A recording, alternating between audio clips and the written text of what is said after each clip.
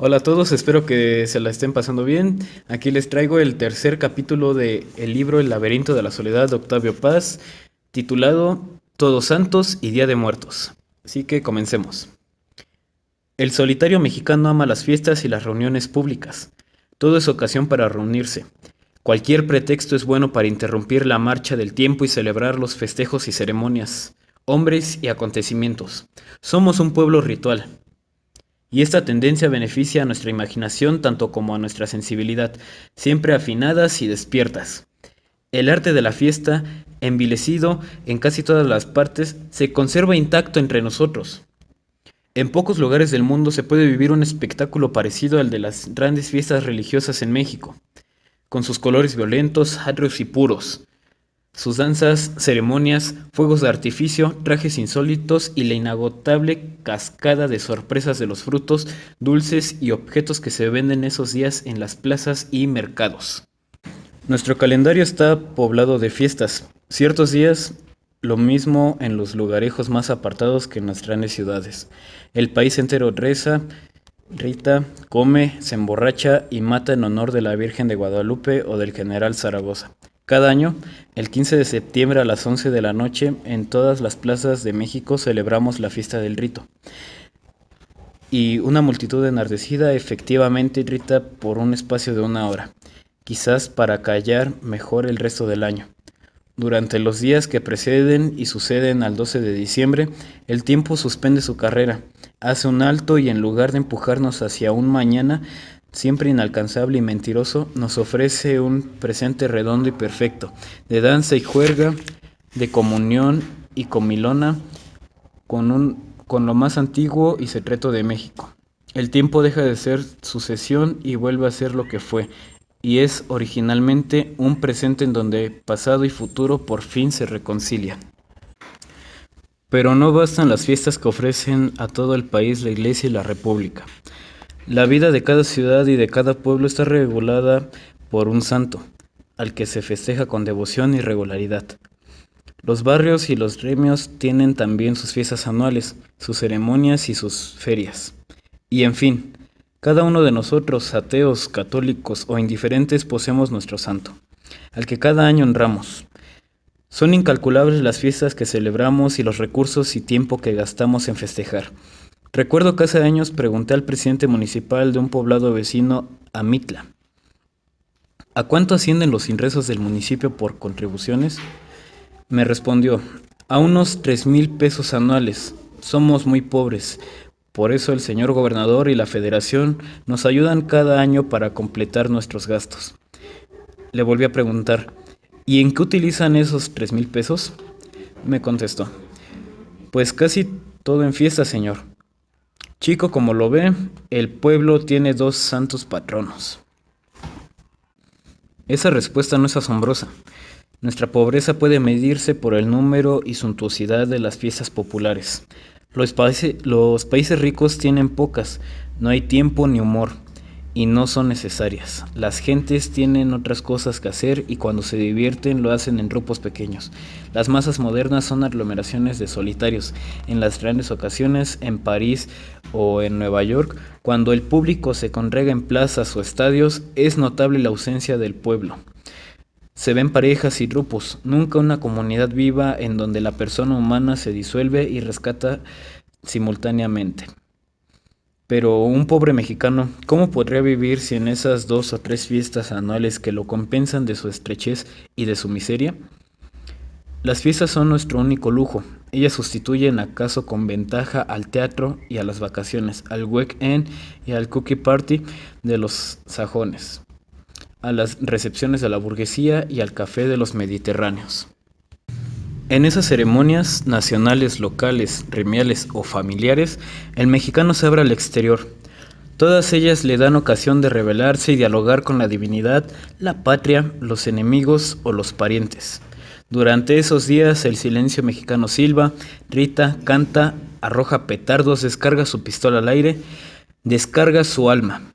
Y su rito, como los cohetes que tanto nos gustan, sube hasta el cielo, estalla en una explosión verde, roja, azul y blanca, y cae en vertigioso, dejando una cauta de chispas doradas. Esa noche los amigos que durante meses no pronunciaron más palabras que las prescritas por la indispensable cortesía, se emborrachan juntos, se hacen confidencias, lloran las mismas penas, se descubren hermanos y a veces, para probarse, se matan entre sí. La noche se puebla de canciones y aullidos, los enamorados despiertan con orquestas a las muchachas, hay diálogos y burlas de balcón a balcón, de acera a acera. Nadie habla en voz baja, se arrojan los sombreros al aire, las malas palabras y los chistes caen como cascadas de pesos fuertes, brotan las guitarras, en ocasiones, es cierto, la alegría cae mal, hay riñas, injurias, balazos, cuchilladas. También eso forma parte de la fiesta, porque el mexicano no se divierte, quiere sobrepasarse, saltar el muro de la soledad que el resto del año lo incomunica.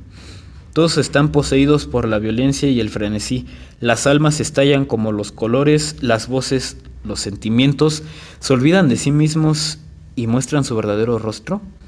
Nadie lo sabe. Lo importante es salir, abrirse paso, embriagarse de ruido, de gente y de color. México está de fiesta, y esa fiesta cruzada por relámpagos y delirios es como el revés brillante de nuestro silencio y apatía, de nuestra reserva y osquedad. Algunos sociólogos franceses consideran a la fiesta como un gasto ritual.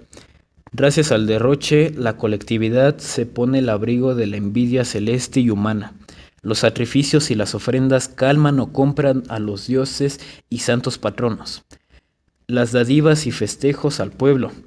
El exceso en el gastar y el desperdicio de energías afirman la opulencia de la colectividad.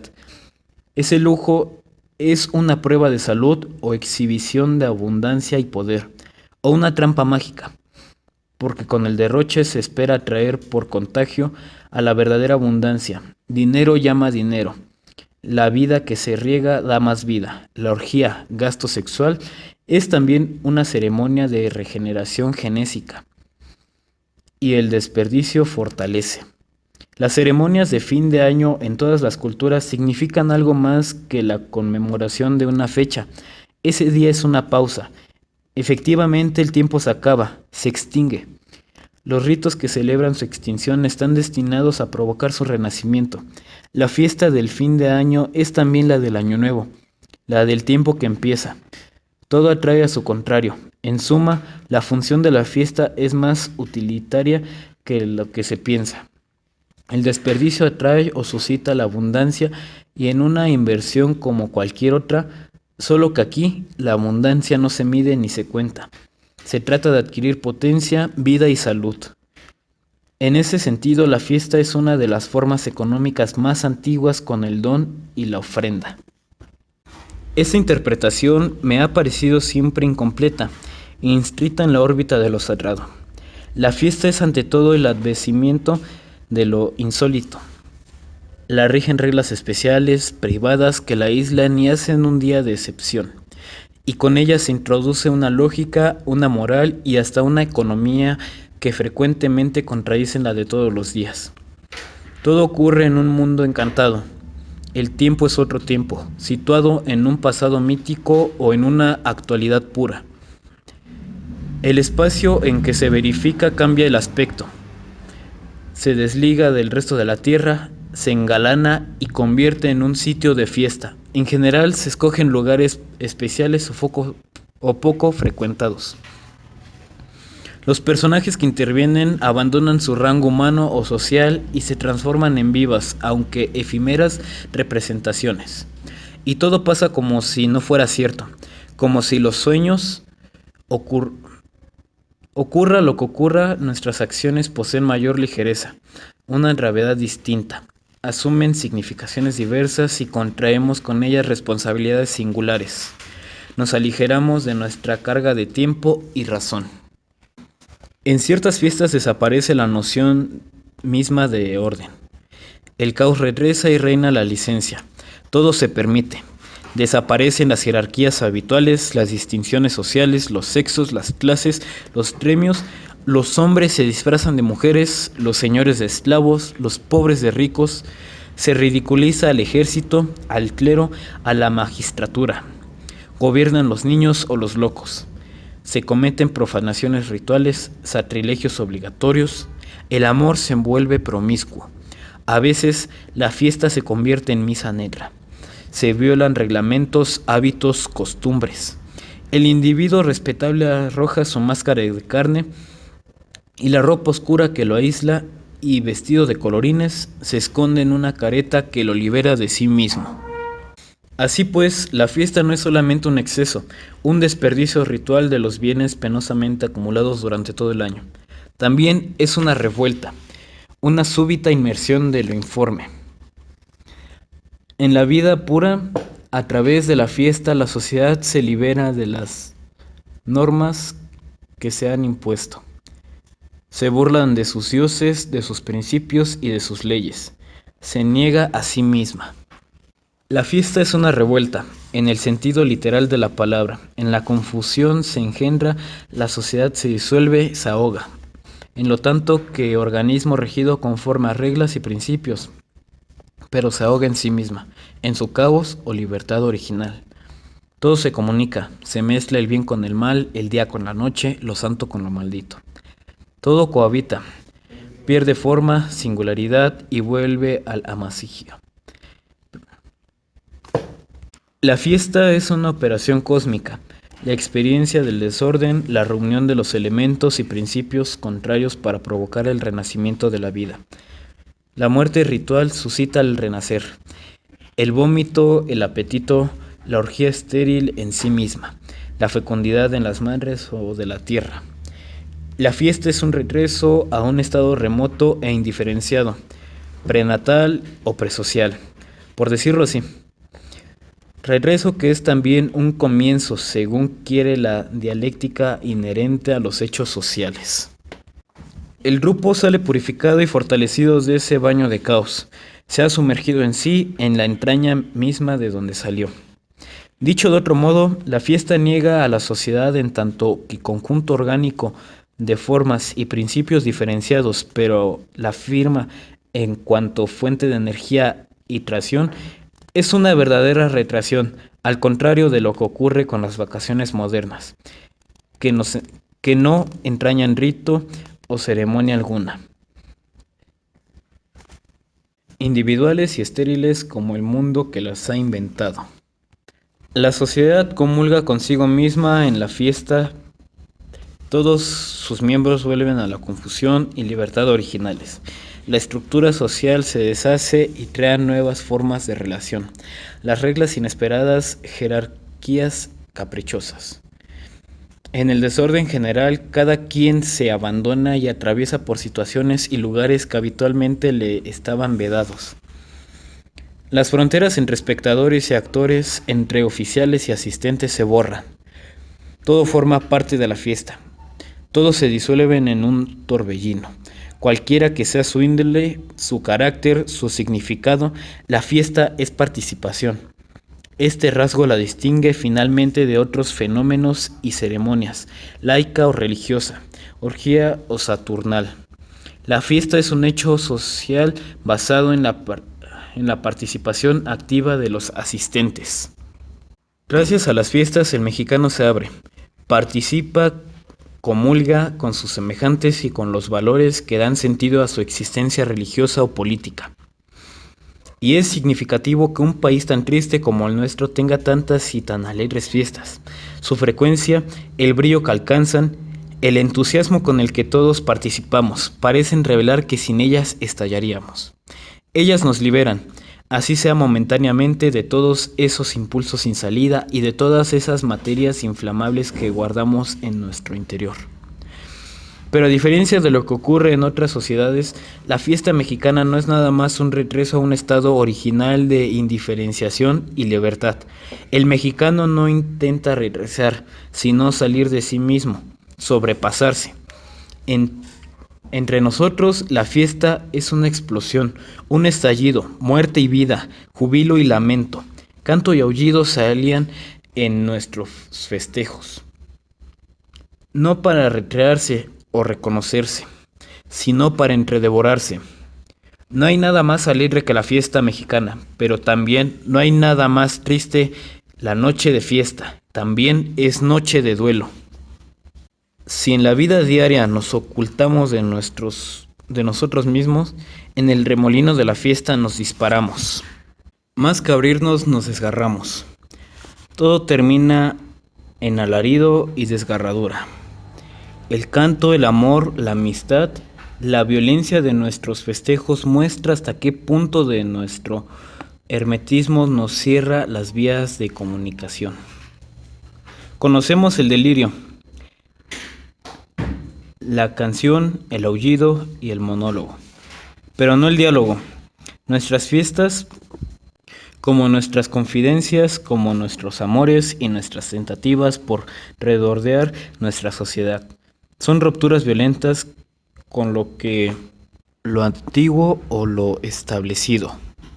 Cada vez que intentamos expresarnos, necesitamos romper con nosotros mismos, y la fiesta solo es un ejemplo, acaso el más típico de ruptura violenta.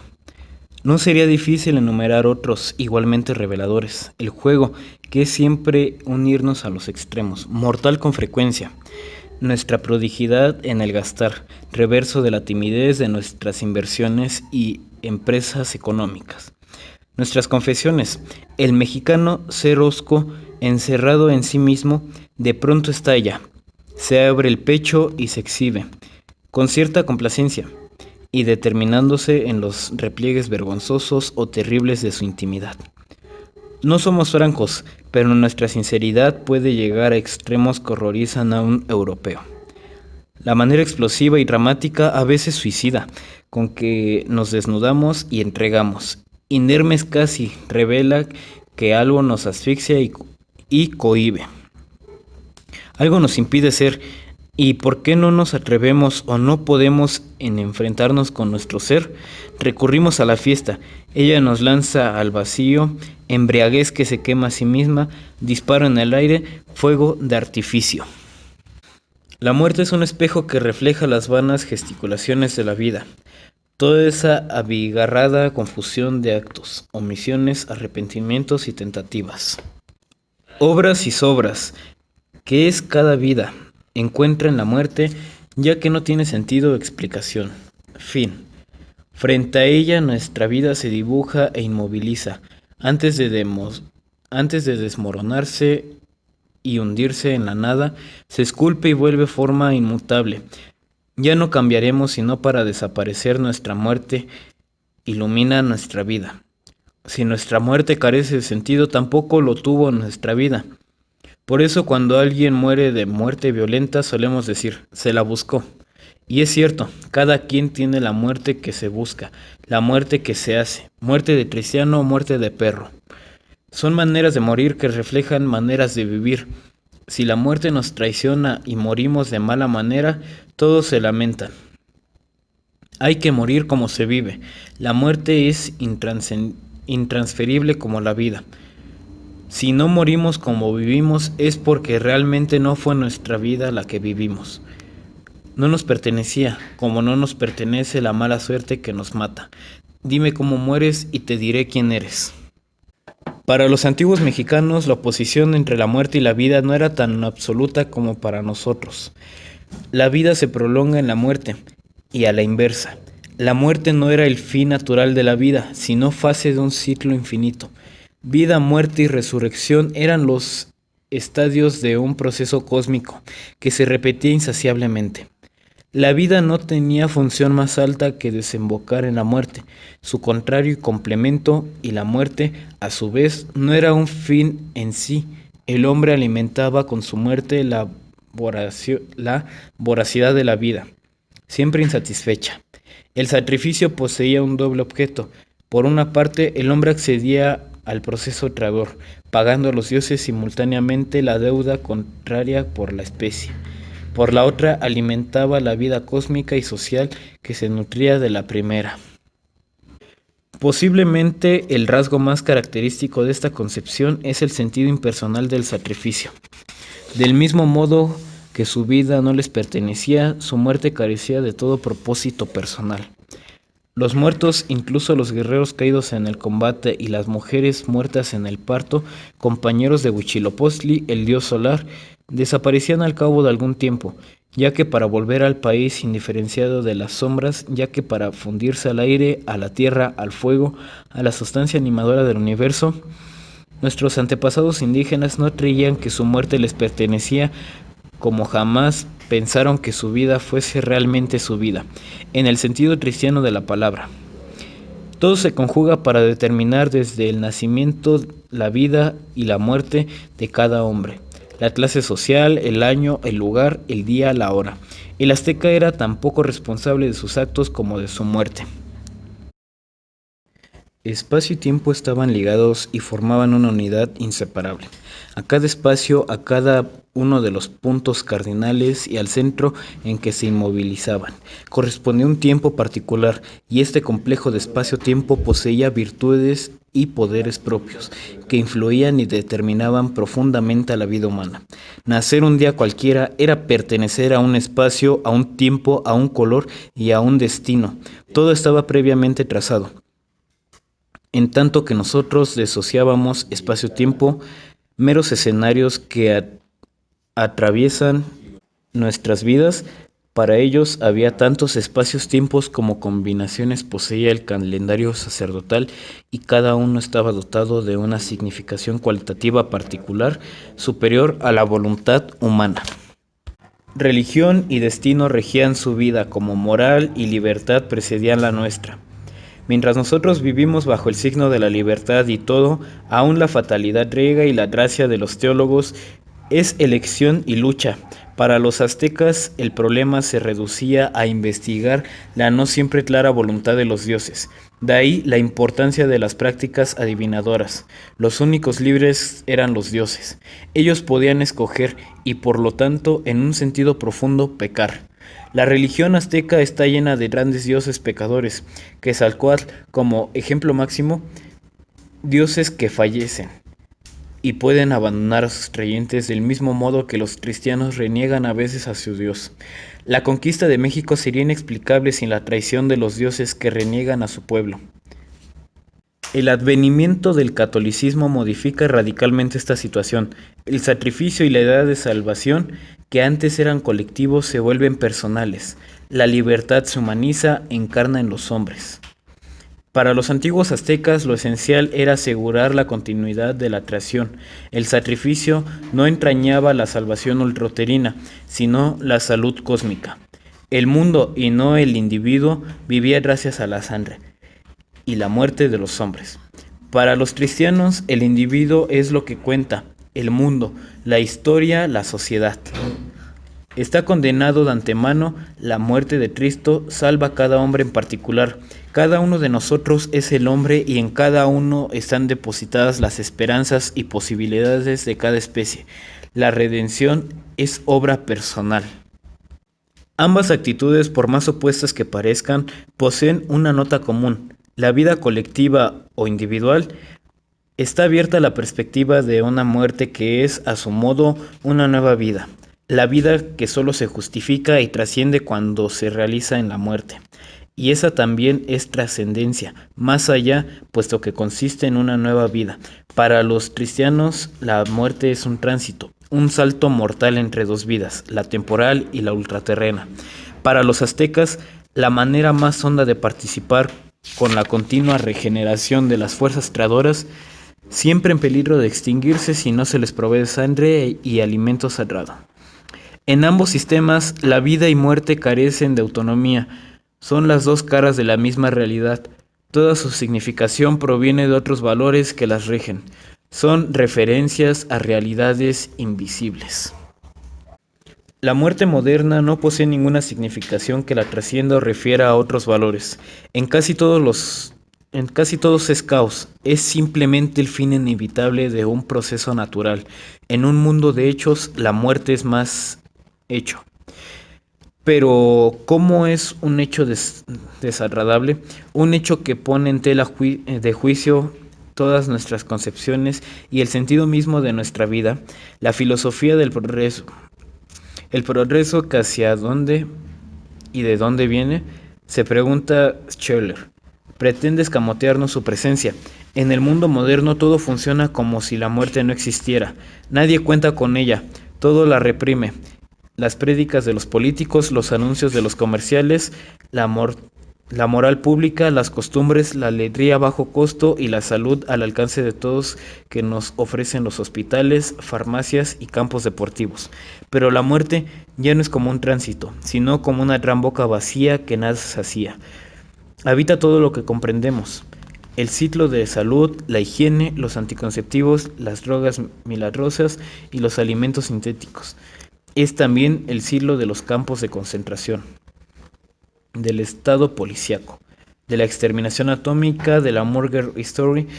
Nadie piensa en la muerte, en su muerte propia, como quería Rilke. ¿Por qué nadie vive una vida personal? La matanza colectiva no es sino el fruto de la colectivización de la vida. También para el mexicano moderno la muerte carece de significación, ha dejado de ser tránsito, acceso a otra vida, más vida que la nuestra. Intrascendencia de la muerte no nos lleva a eliminarla de nuestra vida diaria. Para el habitante de Nueva York, París o Londres, la muerte es la palabra que jamás se pronuncia porque quema los labios. El mexicano, en cambio, la frecuenta, la burla, la acaricia, duerme con ella, la festeja. Es uno de sus juguetes favoritos y su amor más permanente. Cierto, en su actitud hay quizá tanto miedo como en la de los otros, mas al menos no se esconde ni la esconde. La contempla cara a cara con impaciencia, desdén o ironía. Si me han de matar mañana, que me maten de una vez. La indiferencia del mexicano ante la muerte se nutre de la indiferencia ante la vida. El mexicano no solamente postula la intrascendencia del morir, sino la del vivir. Nuestras canciones, refranes, fiestas y reflexiones populares manifiestan de una manera inequívoca que la muerte no nos asusta porque la vida nos ha curado de espantos. Morir es natural y hasta deseable. Cuando más pronto mejor. Nuestra indiferencia ante la muerte es la otra cara de nuestra indiferencia ante la vida. Matamos porque la vida, la nuestra y la ajena, carece de valor y es natural que así ocurra. Vida y muerte son inseparables y cada vez que la primera pierde significación, la segunda se vuelve intranscendible. La muerte mexicana es el espejo de la vida de los mexicanos. Ante ambas el mexicano se cierra, las ignora. El desprecio a la muerte no está reñido con el culto que la profesamos. Ella está presente en nuestras fiestas, en nuestros juegos, en nuestros amores y en nuestros pensamientos. Morir y matar son ideas que pocas veces nos abandonan. La muerte nos seduce. La fascinación que ejerce sobre nosotros quizá brote de nuestro hermetismo y de la furia con que nos rompemos. La presión de la voluntad constreñida a expresarse en formas que la traicionan, explica el carácter mortal, agresivo o suicida de nuestras expresiones. Cuando estallamos, además, tocamos el punto más alto de la tensión, rozamos el vértice vibrante de la vida, y allí, en la altura del frenesí, sentimos el vértigo. La muerte nos atrae. Por otra parte, la muerte nos venga de la vida, la desnuda de todas sus vanidades y pretensiones y la convierte en lo que es unos huesos mondos y una mueca espantable. En el mundo cerrado y sin salida en donde todo es muerte, lo único valioso es la muerte, pero afirmamos algo negativo. Calaveritas de azúcar o de papel china, esqueletos coloridos de fuegosos de artificio. Nuestras representaciones populares son siempre burla de la vida, afirmación de la navería e insignificancia de la humana existencia. Adornamos nuestras casas con cráneos, comemos el día de los difuntos panes que fingen ser huesos y nos divierten las canciones y chascarrillos en los que se ríe de la muerte pelona. Pero toda esa fanfarrona familiaridad no nos dispensa de una pregunta que todos nos hacemos. ¿Qué es la muerte? No hemos inventado una nueva respuesta y cada vez que nos la preguntamos nos encogemos de hombros. ¿Qué importa la muerte si no me importa la vida? El mexicano, obstinadamente cerrado ante el mundo y sus semejantes, se abre ante la muerte. La adula, la festeja, la cultiva, se abraza de ella, definitivamente y para siempre, pero no se entrega. Todo está lejos del mexicano, todo le es extraño, y en primer término, la muerte la extraña por excelencia. El mexicano no se entrega a la muerte, porque la entrega entraña sacrificio, y el sacrificio a su vez exige que alguien dé y alguien reciba. Esto es, que alguien se abra y se encare a una realidad que lo trasciende, en un mundo intrascendible. Cerrado sobre sí mismo, la muerte mexicana no da ni recibe, se consume en sí misma y a sí misma se satisface. Así pues, nuestras relaciones con la muerte son íntimas, más íntimas acaso que las de cualquier otro pueblo, pero desnudas de significación y desprovistas de erotismo. La muerte mexicana es estéril, no engendra como la de aztecas y cristianos. Nada más opuesto a esta actitud que la de un europeo o norteamericano, leyes, costumbres, moral pública y privada tienden a preservar la vida humana. Esta protección no impide que aparezcan cada vez con más frecuencia ingeniosos y refinados asesinos, eficaces productores del crimen perfecto y en serie. La reiterada irrupción de criminales profesionales que maduran y calculan su asesinato con una precisión inaccesible a cualquier mexicano. El placer con el que relatan sus experiencias, sus goces y sus procedimientos, la fascinación con la que el público y los periódicos recogen sus confesiones y finalmente la reconocida ineficiencia de los sistemas de precisión con el que se pretende evitar nuevos crímenes, muestran que el respeto a la vida humana que tanto enorgullece a una civilización occidental es una noción incompleta o hipócrita. El culto a la muerte, si de verdad es profundo y total, es también culto a la muerte. Ambas son inseparables. Una civilización se niega a la muerte, acaba por negar a la vida. La perfección de los criminales modernos no es nada más que una consecuencia del progreso de la técnica moderna, sino del desprecio a la vida, inexorablemente implícito a todo voluntario escamoteo de la muerte.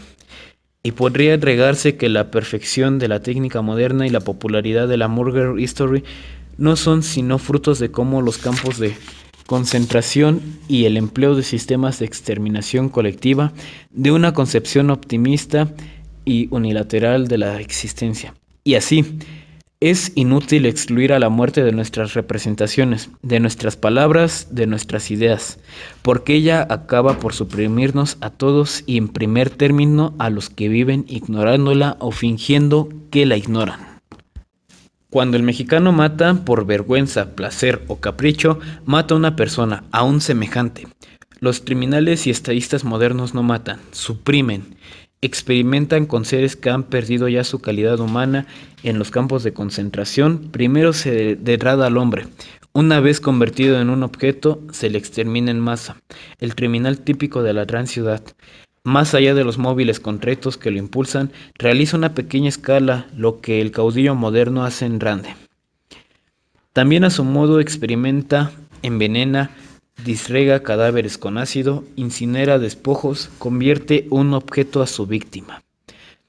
La antigua relación entre víctima y victimario, que es lo único que humaniza el crimen, lo único que lo hace imaginable, ha desaparecido, como en las novelas de Sade. No hay ya sino verdugos y objetos, instrumentos de placer y destrucción, y la inexistencia de la víctima hace más intolerable y total la infinita soledad del victimario. Para nosotros el crimen es todavía una relación, y en ese sentido posee el mismo significado liberador de la fiesta o de la confesión. De ahí su dramatismo, su poesía y, por qué no decirlo, su grandeza. Gracias al crimen accedemos a una efímera trascendencia. En los primeros versos de la octava elegía de Duino, Rilke dice que la criatura, el ser en su inocencia animal, contempla lo abierto, al contrario de nosotros, que jamás vemos hacia adelante, hacia lo absoluto. El miedo nos hace volver el rostro, darle la espalda a la muerte, y al negarnos al contemplarla, nos cerramos fatalmente a la vida, que es una totalidad que la lleva en sí. Lo abierto es el mundo en donde los contrarios se reconcilian y la luz y la sombra se funden. Esta concepción tiende a devolver a la muerte su sentido original, que nuestra época le ha arrebatado. Muerte y vida son contrarios que se contemplan. Ambas son mitades de una esfera que nosotros, sujetos a tiempo y espacio, no podemos sino entrever. En sí el mundo fraternal, muerte y vida se confunden. En el nuestro se oponen en el más allá. Vuelven a reunirse, pero ya no es la ceguera animal, anterior al pecado y a la conciencia, sino como inocencia reconquistada. El hombre puede trascender la oposición temporal que las asciende y que no reside en ellas, sino en su conciencia, y percibirlas como una unidad superior. Este conocimiento no se opera sino a través de un desprendimiento. La criatura debe renunciar a su vida temporal, a la nostalgia del limbo, del mundo animal. Debe abrirse a la muerte si quiere abrirse a la vida. Entonces será como los ángeles. Así, frente a la muerte hay dos actitudes, una hacia adelante y otra que concibe como tracción. Otra de regreso, que no expresa como fascinación ante la nada o como nostalgia del limbo. Ningún poeta mexicano o hispanoamericano, con la excepción acaso de César Vallejo, se aproxima a la primera de estas dos concepciones, en cambio de dos poetas mexicanos, José Gorostiza y Javier Villarruita. Encarnan la segunda de estas dos direcciones. Si para Gorostiza la vida es una muerte sin fin, un continuo despeñarse en la nada, para Villarruita la vida no es más que nostalgia en la muerte. La afortunada imagen da título al libro de Villarruita, Nostalgia de la muerte. Es algo que más es un acierto verbal, con el que su autor requiere señalarlos la significación última de su poesía, la muerte como nostalgia y no como fruto o fin de la vida. Equivale a afirmar que no venimos de la nada, sino de la muerte. Lo antiguo y original, la entraña materna, es la huesa y no la matriz. Esta aseveración corre el riesgo de parecer una vana paradoja o la reiteración de un viejo lugar común. Todos somos polvo y vamos al polvo. Creo pues que el poeta desea encontrar en la muerte, que es en efecto nuestro origen, una revelación que la vida temporal no le ha dado, la vida de la verdadera vida al morir. La aguja del instantero recorrerá su cuadrante. Todo cabrá en un instante y será posible acaso vivir después de haber muerto. Regresar a la muerte original será volver a la vida antes de la vida, a la vida antes de la muerte, al limbo, a la entrada materna. Muerte sin fin, el poema de José Gorostiza, es quizá el más alto testimonio que poseemos los hispanoamericanos de una conciencia verdaderamente moderna. Inclinada sobre sí misma, presa de sí, de su propia claridad cegadora, el poeta, al mismo tiempo lúcido y exasperado, desea arrancar su máscara a la existencia, para contemplarla en su desnudez. El diálogo entre el mundo y el hombre, viejo como la poesía y el amor, se transforma en el del agua y el del vaso que la ciñe, en el pensamiento y la forma en que se vierte y a la que se acaba de corroer, preso en las apariencias, árboles y pensamientos, piedras y emociones, días y noches, crepúsculos, no son sino metáforas, cintas de colores. El poeta advierte que el soplo que hincha la sustancia, la modela y le erige forma. Es el mismo que carcome y arruga y destrona en este drama sin personajes, pues todos son nada más reflejos, disfraces de un suicida que dialoga consigo mismo en un lenguaje de espejos y ecos. Tampoco la inteligencia es otra cosa que reflejo, forma y la más pura de la muerte, de una muerte enamorada de sí misma. Todo se despeña a su propia claridad, todo se enajena a su fulgor. Todo se dirige hacia esa muerte transparente. La vida no es sino una metáfora, una invención con el que la muerte, también ella, quiere engañarse. El poema es el tenso desarrollo del viejo tema de Narciso, al que por otra parte no se le alude ni una sola vez en el texto. Y no solamente la conciencia se contempla en sí misma en sus aguas transparentes y vacías. Espejo y ojo al mismo tiempo, como el poema de Barelli. La nada que se miente forma y vida, respiración y pecho que se finge corrupción y muerte, termina por desnudarse y ya vacía se inclina sobre sí misma, se enamora de sí, cae en sí, insaciable muerte sin fin. En suma, si en la fiesta, la borrachera o la confidencialidad nos abrimos, lo hacemos con tal violencia que nos desgarramos y acabamos por anularnos. Y ante la muerte, como ante la vida, nos alzamos de hombros y le ponemos un silencio a la sonrisa desdeñosa.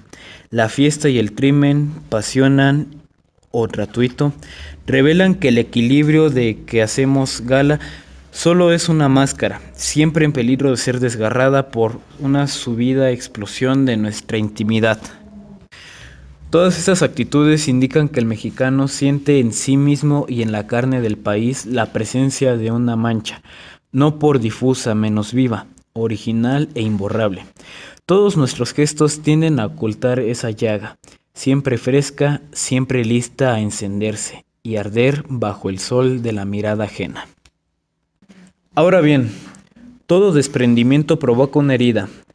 A reservar la de indagar cómo y en qué momento se produjo ese desprendimiento, debo apuntar que cualquier ruptura con nosotros mismos o con lo que nos rodea, con el pasado o con el presente, engendra un sentimiento de soledad. En los casos extremos, separación de los padres o de la matriz, o de la tierra natal, muerte de los dioses o conciencia aguda de sí.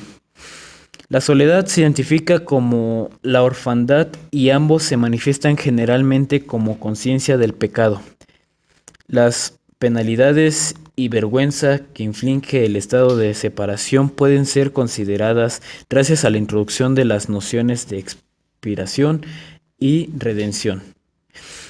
Como sacrificios necesarios, prendas o promesas de una futura comunión que pondría fin al exilio, la culpa puede desaparecer, la herida cicatrizar, el exilio resolverse en comunión, la soledad adquiere así un carácter purgativo, purificador. El solitario o aislado trasciende su soledad, la vive como una prueba y como una promesa de comunión. El mexicano, según se ha visto en las descripciones anteriores, no trasciende su soledad, al contrario, se encierra en ella. Habitamos nuestra soledad como Filotetes y su isla, no esperando, sino temiendo volver al mundo. No soportamos la presencia de nuestros compañeros, encerrados en nosotros mismos cuando no desgarrados y enajenados, apuramos una soledad sin referencias aún más allá, redendor, aún más acá, trador. Oscilamos entre la entrega y la reserva, entre el rito y el silencio, entre la fiesta y el velorio, sin entregarnos jamás. Nuestra impasibilidad recubre la vida con la máscara de la muerte. Nuestro rito desgarra esa máscara y sube al cielo hasta distinguirse, romperse y caer como derrota y silencio. Por ambos caminos el mexicano cierra al mundo, a la vida y a la muerte. Bueno, pues hasta aquí termina el tercer capítulo del Laberinto de la Soledad de Octavio Paz. Espero que les haya gustado. Poco a poco iré mejorando más mi lectura para todos ustedes. Recuerden que este tipo de trabajo, por así decirlo, es especialmente dirigido para las personas invidentes, así que si conoces a alguien que le gustaría disfrutar de buenos audiolibros, por favor reprodúcele esta lista y al final de terminar este libro subiré el audiolibro completo para no estarlo poniendo en partes. Así que suscríbanse y nos escucharemos pronto. Adiós.